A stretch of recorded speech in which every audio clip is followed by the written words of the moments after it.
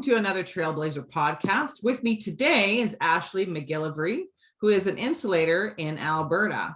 Welcome, Ashley. Could you please start by telling us a little bit about yourself? Well, I've been in the trade. Well, I've been working like construction since I was like 14, 15. I've literally never had a job that had nothing to do with construction or industrial trades related stuff. So I had a brain injury like 6 years ago, and I was thinking about getting out of working in the trades. I tried looking around. I did a bunch of different types of jobs, and I just didn't fit in anywhere. Like I have a tradesperson heart and mind, and the way I speak, and I just didn't fit in anywhere else. So yeah, I just ended up coming back to the trades. So what was it? What did you first start doing, and where are you now? How did your journey get to where you are now? Well, I was living in the Kootenays. Welding. Which is BC, for those who don't know. I was working, I did do a couple welding jobs for a local fab shop there. And then they ran out of work, and I had my father passed away. They lived here in Calgary. So I figured there's no work, and I was working at a greenhouse as a laborer for like $10 an hour. Wow. There's nothing really here for me, so I think it's time to move on and go handle my family issues. And came back here, and as you know, trades tickets don't cross borders, right? So not all of them. Yeah, that's true. Your welding procedures don't, like your what is it? Your certification does, but your welding procedures don't. So yeah. I didn't really have any money to review my, I can't remember what it's called out here. Are you talking about the journeyman certification or B-pressure certification, maybe? B-pressure. Yeah, okay. I can't remember what that welding procedure is called. In BC, it's PWP 7, 9, and 10. Okay. I think 7 is your stick, your 9 is it's an exotic, and then your 10 is your TIG welding. I've never heard of what you're talking about before, because our B-pressure certification test is all carbon steel, but the initial B is in 2 different positions, and then the recert is on a 45 in position, so it's a 6G. But yeah, it's like the gun barrel, right? Yes. Yes. Yeah. Well, I don't think they're all gun barrel, but the one I did was gun barrel. I just renewed, and it's max to be welded is the gun barrel, which is just really thick pipe for those who don't know. It's not like you're welding on a gun barrel. It's just really thick pipe. I think it was like my first day of B level. All the members in our hall, they're all testing to do the Alberta B. Okay. And my teacher was like, you got to do this.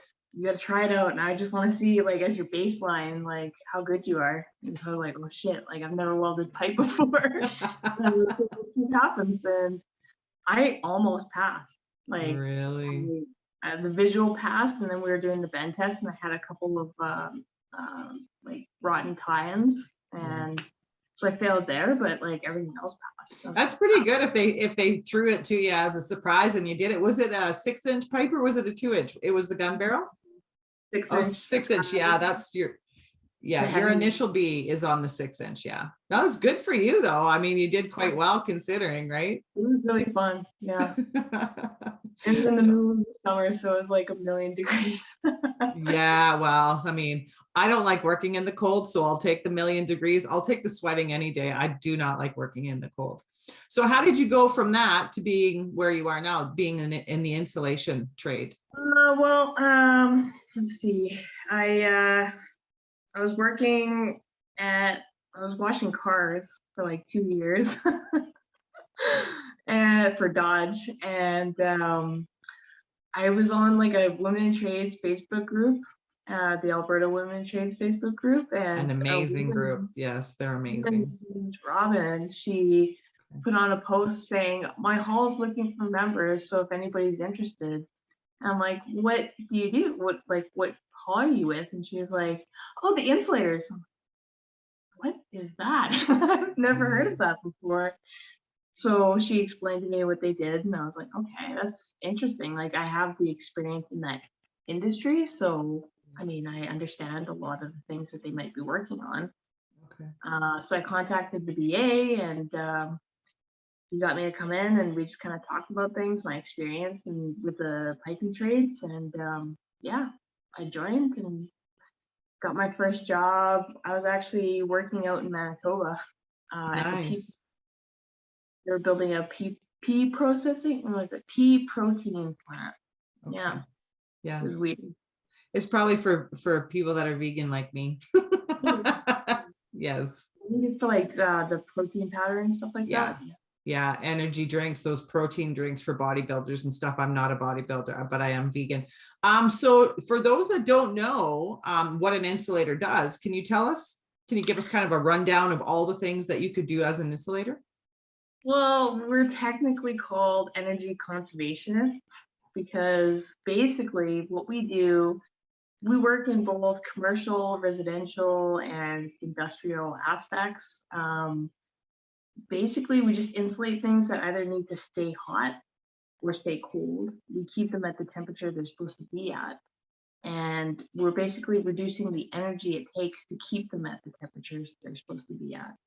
Right. And I mean, it's kind of, I can go down the rabbit hole of all the different types of insulation that we use, but it's basically like, you ever see the green insulation that they use for like acoustic insulation in houses, the green stuff? Yeah, it's like it's like a sheet of styrofoam or something, right? It's, like that pink, the pink Oh, stuff. is it? Okay, like the pink. Yeah. Yeah. But it's Okay. green and it's Okay. thicker and denser. Okay. We use stuff that's even denser than that on really hot piping, and it's really heavy, and it's actually the least itchy of all the insulation. Good to know. Good to know. That, and then there's this other stuff, it's called calcil, and it's like a chalk kind of, and it's really fragile, really fragile, but it insulates really well for really hot piping or equipment. Yeah. Yeah, no, yeah, that I can relate to the white stuff because in the industries I've worked in, yeah, if they have to remove the insulation and then I have to do a welder, like install, like cut in and put a valve in or something like that. Yeah, there's white stuff everywhere. It's just everywhere. And then the wind comes along and it blows it up in your face if it's on the ground. Yeah, good times. Love that stuff. But it's really funny that people don't realize how many different kinds of insulation there is and how many different applications there are. The insulation, I mean, I think people, when people think of an insulator, they think of people insulating houses, like the walls. Well, And it's yeah. like, no, there's so many more things that you do. Well, every time I tell somebody I'm an insulator, they're like, "What do you do, houses?" So I'm like, "No." Yeah. No. Everything but houses, really, right? Yeah. I'm like, well, you think about like the closest thing I can explain to you that you would understand is, ducting in warehouses and like office buildings and stuff. We insulate that. So it keeps the cool air cool in the summertime, but it also keeps the warm air warm in the wintertime. Yeah. Yeah. Yeah. Yeah. That's probably the best explanation for it. No, that's a good way of putting it. And you're not. Yeah. At the same time, that insulation that you use to control the temperature, it actually controls the acoustics of the ducting as well. Oh. So you hear a lot of like the rattling and stuff like that. Yeah, I guess it's an acoustic insulation as well. I never thought of that. See, Yeah. learned something new today. That's perfect. Okay, so I have a list of questions that I ask everyone that does a podcast. So I don't know, have we touched this? I'm gonna ask it anyway and see if there's anything you want to add to it. How did you get started in the trades? You said you started as a teenager or very young anyways. My first construction job was my uncle. He is a floor layer. Okay. It was awful. I remember like we were living in Vancouver at the time, and we had to actually go like downtown or something, this house downtown. And these people, like we had to do the carpet in the whole upside, like the bedrooms and everything up in the upper part of the house. They literally did not move anything out of the rooms. Anything. No. We had to do all that, take out all the old flooring, rip out all the underlay, which is disgusting, by the way. Yeah, yeah. And then we put new underlay, new carpet. My uncle, he was like amazing. He's so fast. We got the whole place done in like maybe 6 hours. What? Oh my God. I was thinking like a week. Not like half a day. Wow, Yeah. that's incredible. Especially if you had to move the furniture and strip it all out first. Yeah, what we did was room by room. So we'd move one room out, do all the stuff, take it out, put the new stuff in, put all the stuff back in, next room. Yeah. Wow, that is amazing. At that point, I think he had been floor laying for like 25 years. So he was really fast. That's a tough job. That's like a full body workout because you're on your knees, you're standing up, you're moving around, you're laying, you're measuring, you're cutting. The worst is it's really, really hard on your knees because you're kicking the carpet. They have the kickers that stretch the carpet taut.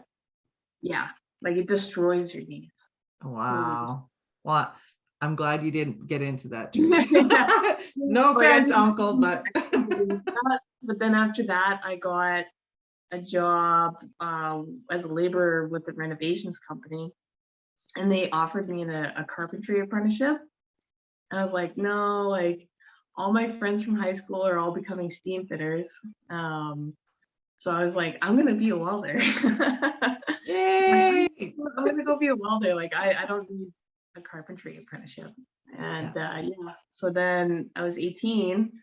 I went and met the guy who was running the welding program for 170, and we got along just famously. Merv, he was like, he ended up becoming like my second father. And Aww.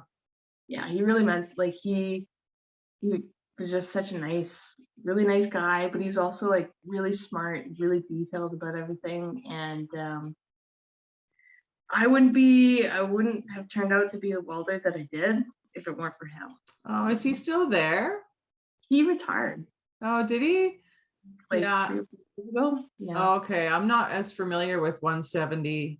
Oh, well, that'd be interesting for you guys to connect again. That'd be I pretty know I've cool. been like trying to get people to give me his phone number. Nobody. Yeah, there's phone that number. whole, freedom of information and privacy. Yeah, to say thank you for sure. Yeah. Yeah. But yeah, so then I met him, we got along, and he's like gave me all the groundwork, like, okay, he's like to get funding for schooling and stuff. He's like, here's everything that you need, and like you have to come because you have to be a welder. Like if anybody's perfect, it's you. So then I got in, and yeah, everything just kind of fell in place, and I welded for like 14 years, and yeah, then I had my brain injury, and I kind of threw everything up in the air. Yeah. Well, I'm sorry to hear that, but obviously you're okay. Yeah. You're okay. So well, everybody says like in the hospital, they're like, you're a miracle, because most people that have, like, if they've had a brain injury this bad, they wouldn't be walking and talking and telling jokes. Like, I don't remember it, but because I was on a lot of drugs in the hospital, but apparently I was like cracking jokes, and all the nurses, they were laughing. Oh, recollection of that at all. wow, that is crazy, isn't it? Well, good for you. See, you're a trooper, you're a fighter, you're a kick-ass, not only just tradesperson, just person in general, right? Yeah, no, that's awesome. Good for you. Yeah. So you didn't get back into welding after everything settled? I did actually. I welded okay. So what year was it? I went back 2015. I went back to BC. My employer asked me to come back, so then I got a place. I moved back. I went to work for 1 day, and then they laid me off because they lost the contract. No. They lost the contract for the job. So Oh, then I was out of work for a long time, and I moved down to where was it, Castlegar, and I got a job working in Merritt. They were building the cogen out there, okay. and then we lost the contract. I think it went non-union, so then Okay. we all got booted off, and then I got a couple of jobs in the area that I was living in. They were doing shutdowns at the pulp mills there, and one shutdown at the pulp mill, and then one shutdown and some maintenance work for the smelter that's in Trail.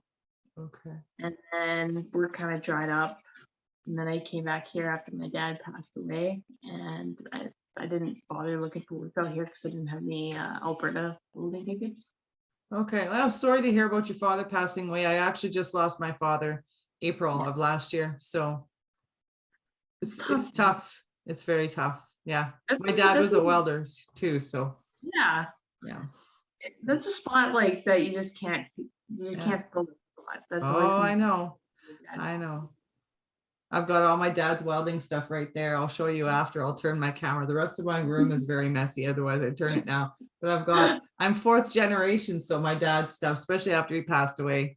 Now I have gloves and I have some more of his stuff Yeah, here. my mom's dad was a welder iron worker. Okay. I didn't really know him, but I just remember I met him once when I was like 2. He had tattoos all over, and I'm like, oh, that's so cool. Yeah. And then my mom always told me about his welding and stuff like that. I'm like, oh, that sounds cool. I remember in high school there was the metal shop, and there was the welding booths in the back. And you'd see like sparks and stuff. Oh, that looks so cool. I want to try that. Mhm. They're like, no, you have to keep going until like grade 9 or grade 10, and you get to do welding. It's like, Yeah. oh, Yeah. sucks. Exactly. Was your dad in the trade? Okay. Okay. No, my dad was a software designer. Oh, okay. So it kind of skipped a generation, really? Well, Well, because it my was on dad, your mom's line, actually, right? my dad's side of the family are all like intellectual kind of people, and then on my mom's side of the family, it's more like blue collar worker people. Gotcha. Yeah. Gotcha. Yeah, no, that's interesting. That's interesting. So I always say that it's in my blood. So you can say the same because your grandpa was a welder. Oh, for sure. Yeah, I got like both sides. It's kind of funny. Like when I left high school, I was split between like, do I go become a pipeline welder or do I go become a biologist? Oh, those are not even close. No, No. but I love wildlife and I love animals and I love understanding why things are the way they are. Yeah. And then I also love building things and making things. Well, actually, because you're between BC and Alberta, you could be part of the pipelines and make sure they're really safe for all the animals, which they Yeah. all are, right? Of Oh, course. cool. Of course. Okay. So how long have you been insulating? Not long. I got my first job in January last year. I joined in like October, Okay. and then I got called for a job. But literally at the same time, I also got called for jury duty. So I had to turn Oh, everything. Yeah, it sucks because our BA was like, "Oh, this job is perfect for you because it would be working at a plant. They're looking for an apprentice, like first year. They want to teach this apprentice until they're a journeyman, and then have them doing things the way that they want it done at the plant, right? Have you heard of Orica? oh yeah, yeah. I went out to work at Orica, 5 years ago, 6 years ago. Yeah. Yeah, so I was supposed to go there as an apprentice, like working for the maintenance. I had Oh. to turn it down because I got called for jury duty. So I go to jury duty for Mhm. the selection, and they're like, "No, we've already picked everybody to go home." I'm like, are you kidding me? Oh. And then later that I heard like, "Oh, you can just call them and tell them you can't go." Like, well, I mean, I kind of wanted to go. Yeah. Yeah. I kind of did, but like, You might still be able to get out. Orica, or I'm pretty sure Orica and the one next door, Nutrien, they're both out yeah. at Carsland. They're both Definitely. having big shutdowns this year. So that's the Well, I kind of did the thing that, shutdown. We just did a big shutdown this summer. It was like July until December. I don't know if they're doing another one this year. Maybe Nutrient. yeah, maybe it's just Nutrien. I know that Carsland's going to hit big, and I know that Medicine Hat is actually going to have the biggest shutdown they've ever had, which was, I was kind of itching to go, but now that I live near Calgary, I don't really want to go all the way back there. I've got a son that's just going to graduate, and he's just turning 18, and it's better if I stay here. But Yeah. if you can get down to the CF plant, Medicine Hat, they're hiring right now for Really? the piping and welding stuff. Yeah. Mhm. But they'll need insulators. Talk to your BA. Yeah, for I'm sure. sure they're down there. Yeah. I'm quite sure it's unionized insulators down there. I'm quite sure. I know, yeah. Millwrights and welders, pipe fitters are all union. Pretty sure the carpenters and the insulators are too. So look Yeah, into it, because that'd be a good gig. yeah, for sure. Like, I haven't heard anything about that. Yeah. Yeah. Yeah, pick their brains, because it's going to be busy this year, like super busy.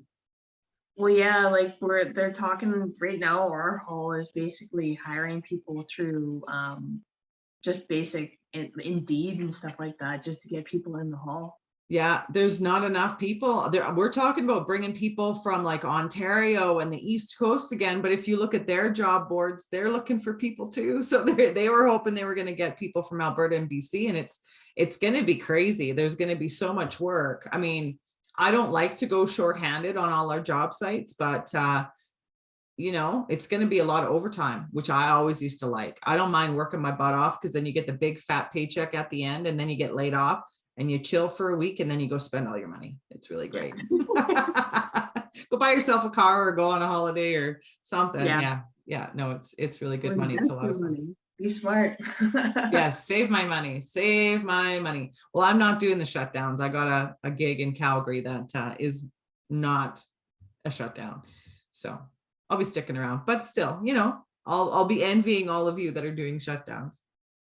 Okay, so out of the questions that I have for you, how far you've explored your current trade, we've already talked about, because you've been in for a year, right?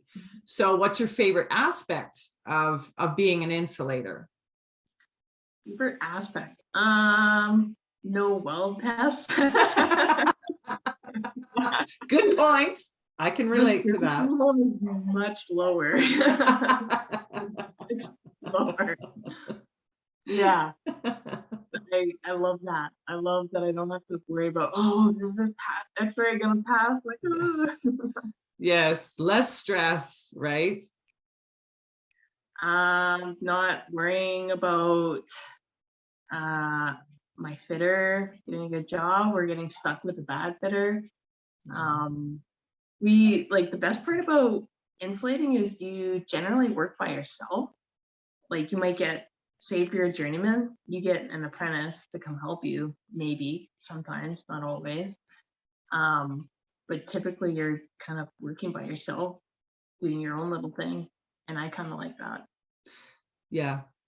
I mean, that's what I liked about welding was, Yeah. throw the lid down and then the rest of the world just kind of falls away, you know? Yeah. Yeah, it's a really funny thing about being a welder. I can relate to that, and the being alone in the insulation part too, because you tap your helmet down, you're doing your weld, but you're really kind of daydreaming. And I used to always say that you kind of plan out your, summer vacation in the morning, and then in the afternoon you tap down, you change all your plans, or you start thinking about other stuff. And like, your welds are all good, or your insulation is all good, I'm sure. But yeah, working alone is not a bad thing. And it's really a transition to do that and then come onto a platform like this and be like, hey, now I'm in everybody's faces telling my story. Right. So thanks for sharing your story today too, by the way, but I'm not done with you yet. That sounded like I was ending it, and I'm not. What obstacles have you overcome along the way? Now, usually that question usually means like being a woman in the trade. So speak on it however you want. whether you talk welding, insulator, woman, whatever? Well, I mean, as a woman, it's been pretty good. I'm one of the boys, you know, like I've only been harassed. Like I remember the first I got a job at the shipyards, like right out of welding school, and I remember the first day we all basically make these big lineups to punch out and clock out in the afternoon. And so we're all standing in the line, and I'm like, I don't know anybody, and I'm just kind of like trying to be small and not really be noticed by anybody. And this guy's like stands out from the line and points at me, and it's like, "Why are you here? Why aren't you at home cooking your man a meal?" Oh boy. I was just like, he's at home waiting for me, cooking me some fucking dinner, buddy. Yeah. Yeah. Like, everyone's like, "Whoa." And then I think, I don't know, I got threatened by my foreman once. It's kind of a long story, but it didn't go anywhere. But I stood up for myself. You know, like, what did you just say to me? Like, Yeah. okay. One, yeah. You're a boss now, so have a great day. Yeah. Yeah. Yeah. And that Yeah. way you learn. You do have to stand up for yourself. We say that a lot on the podcast. A lot of the people that I've talked to, if you nip it in the bud right away, it doesn't continue. Yeah. Yeah. And sometimes we talk too about not being the strongest person on the crew, but with welding, and probably similar to insulation, from what I remember, insulation is usually pretty lightweight. There's not really a physical challenge to what we do, right?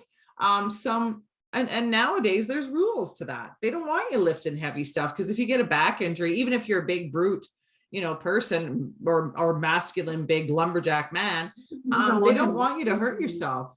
Right? Not all installation's light. Like there's a lot of really heavy stuff. Is it? It's okay. Well, you have to be strong to work in that industry. Like you're lifting sheet metal, you're lifting, because they wrap all the insulation in sheet metal, right? Right. And then like if you're dealing with calcium, that stuff is heavy as F. Is right? it? Oh yeah. I just know it's messy. The only light stuff is like The green stuff's probably light. No? if Really? you cut it in small strips, like if it's a whole roll, it's like 50 pounds, you know? Really? Yeah. See, what do I know? Pounds-ish. The lighter stuff would be like there's preformed mineral wool, like pipe sleeves that you just like pop on and you clamp it on. Okay. Those are light. Yeah. But that's probably like the only thing.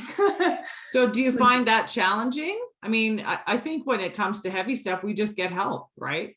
Like anybody else would. I'm pretty strong. Like I go to Yeah. CrossFit and I work out a lot.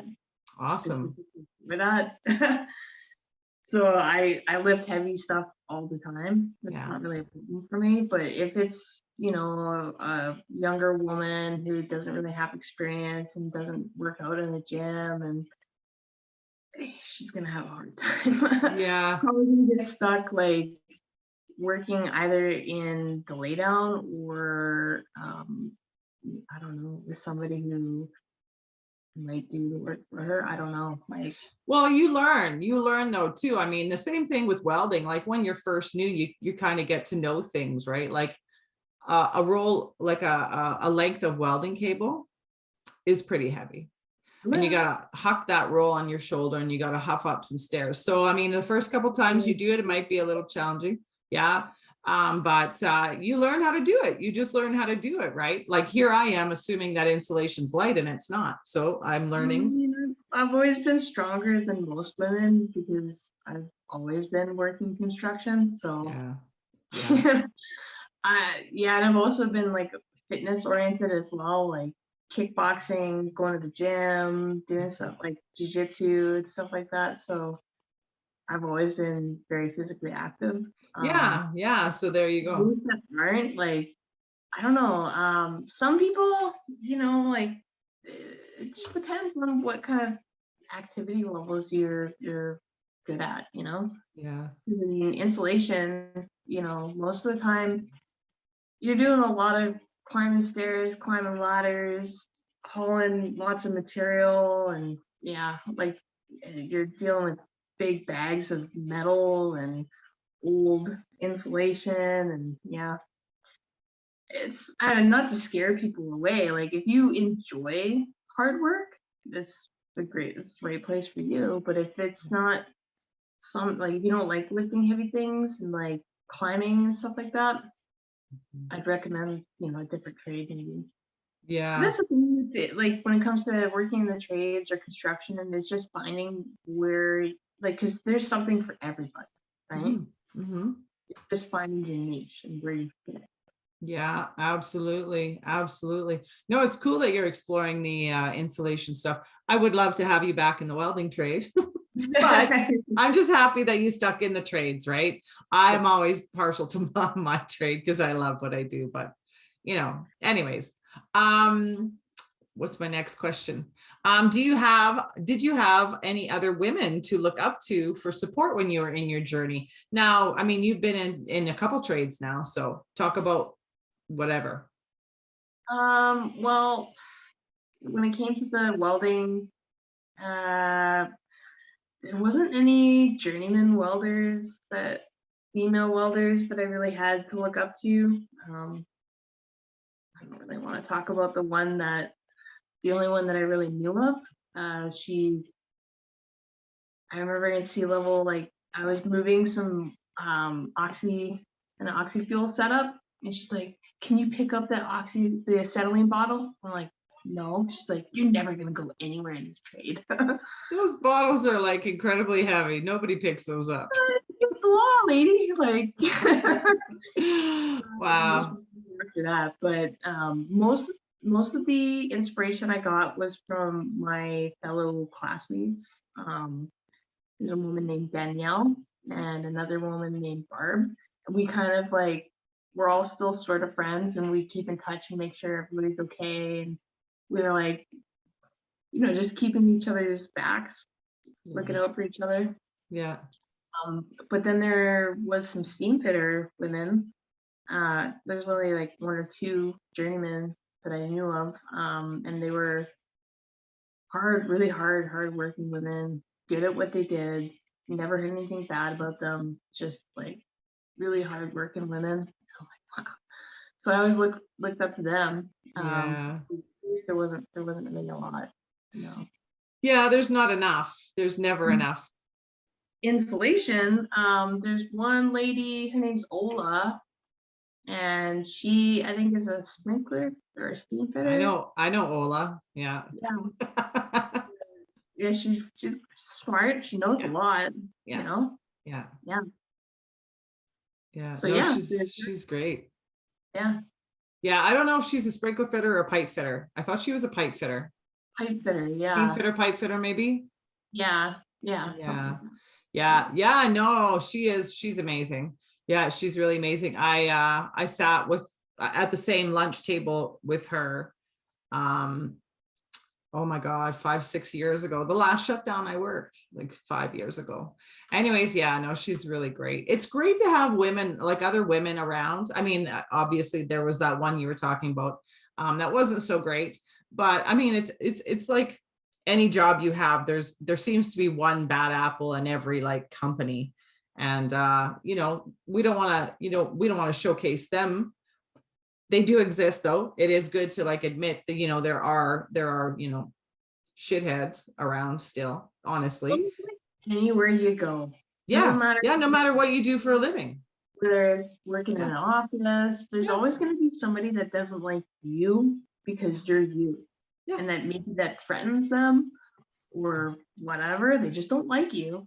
There's always going to be somebody like that. You just have to learn to like brush it off, just keep doing your thing, keep focusing on keep your eyes on the prize and forget the rest, Well, and there's a phrase that I saw once and I use it now all the time.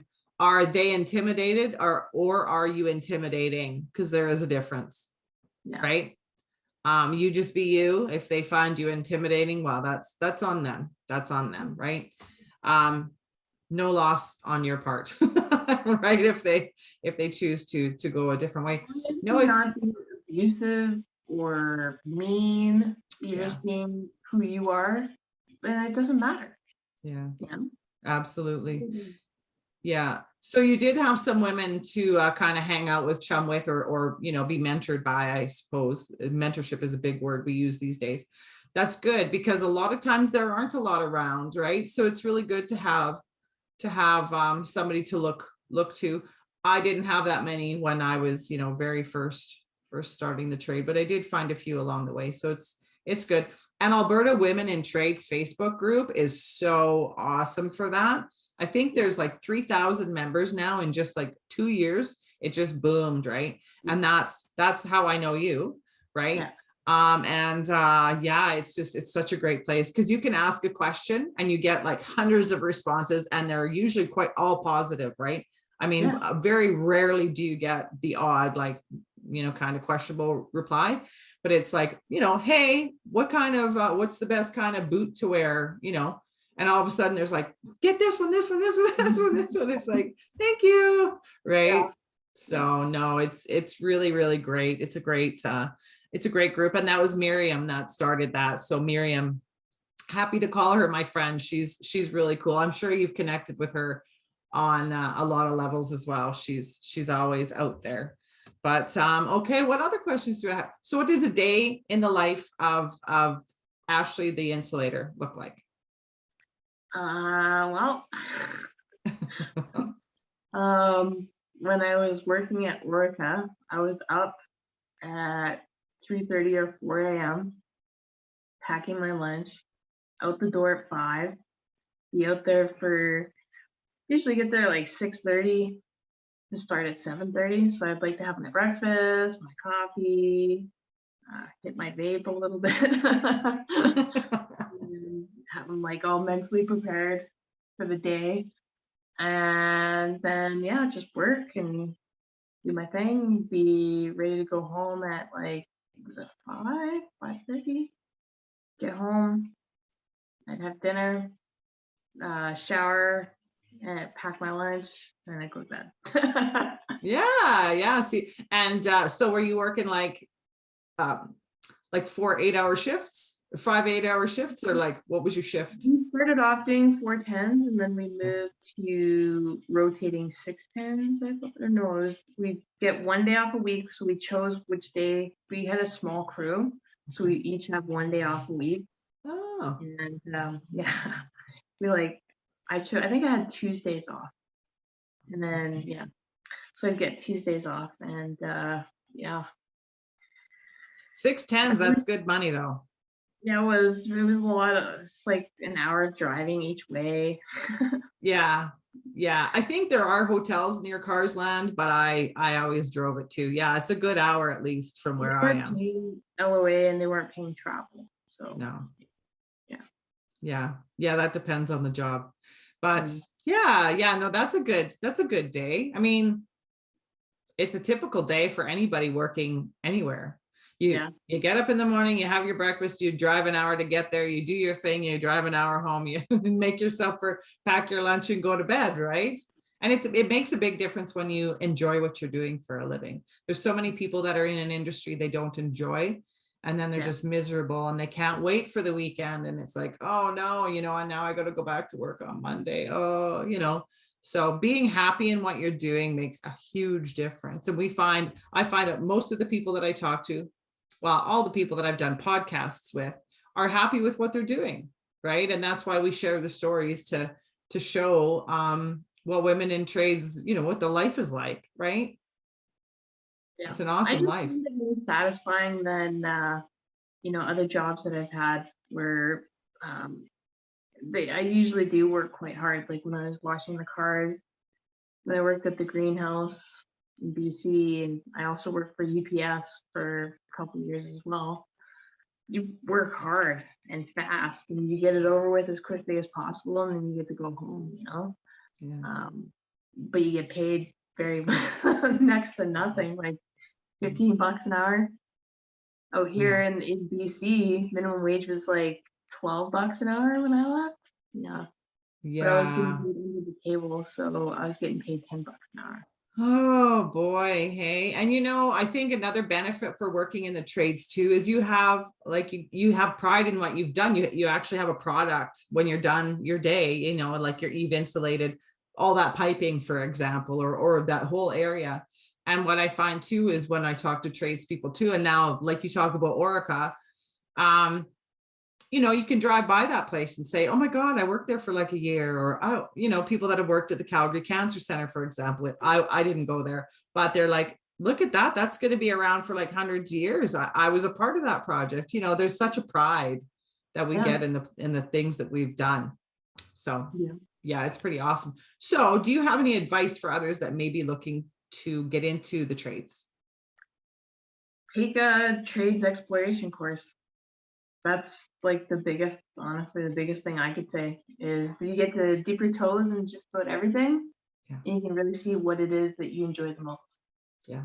And then after you do the course, you get to actually go and work with the company as like a laborer with whatever trade it is that you like. You get to do that for like a week or whatever.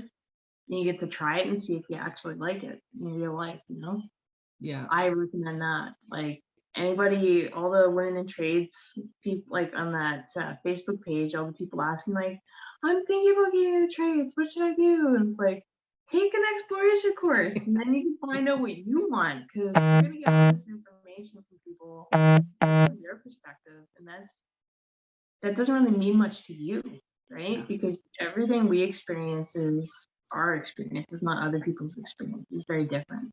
Yeah, absolutely. Yeah, the intro to trades, there's many more programs now that you can do that through than there was a long time ago. So yeah, definitely that's fantastic advice.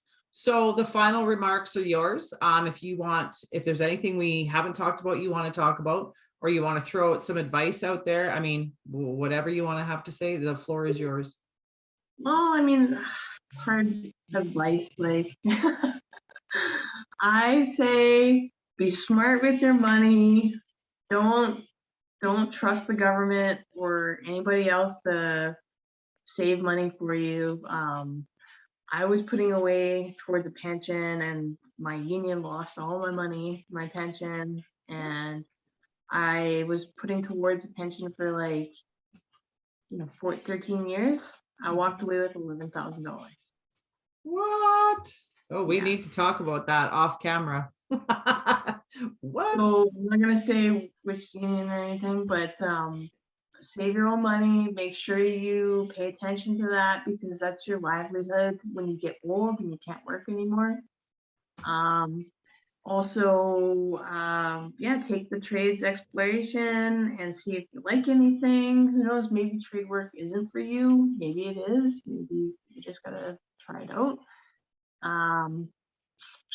Also, don't take everything people say seriously, because they don't matter, like everybody gets their feelings hurt and stuff, and it's like, who cares about what other people think? Who cares? Just care about you and what you think, and that's all that really matters. Yes, great advice. I love it. Absolutely. Don't listen to what other people say. Forget what they think. Walk away. No, that's really fantastic. Thank you so much for doing a podcast with me. I really appreciate it. I know you don't live far away from me, so we should go for a beer or something, coffee, I don't care, tea, whatever. One of these days, we should do that. Especially when COVID is over. Actually, when COVID is over, we're probably going to start having Alberta Women in Trades in-person events again. We only got to have one. And then COVID hit and shut us down. So I was a co-host with Miriam for our very first and only Alberta Women in Trades get together. So we'll start having those. Maybe I'll push her. I'll have to call her. We'll say, let's do some. We're reducing the regulations again. So that's exciting. Yes. Well, and it's been so nice lately too, that perhaps we could have an outdoor something, or have something like in an auditorium or a large restaurant or something where we can distance and be safe.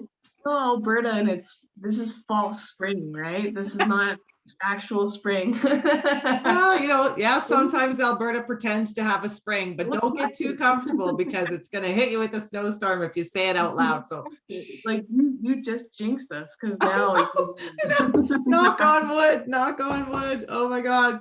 Yeah, yeah, exactly. Oh no, actually it's supposed to stay nice for the week. So if there's a blizzard tonight, you can kick me next time you see me. It's supposed to be kind of crappy again, but it is February. It's just, it has like an ebb and flow where it's like warm and then it's cold and then it's warm and then it's cold and then it's really hot. Yeah, exactly. Yeah. The Chinooks that we have, a lot of people that aren't from Alberta, especially if they come up from the States, we find like Leonardo DiCaprio thought that we had the Chinook that he experienced when he was filming that movie. He thought it was a global warming. Yeah, no, it's just the Chinook. All of a sudden, all the snow's gone. Yeah, it's a Chinook. That's a Chinook. It's okay. It's all right. Well, thank you very much. I'm going to stop recording, but don't hang up because I want to talk to you afterwards as well. Yeah, for sure. Okay. Thanks so much. Thanks for sharing your story. Thank you. Take care.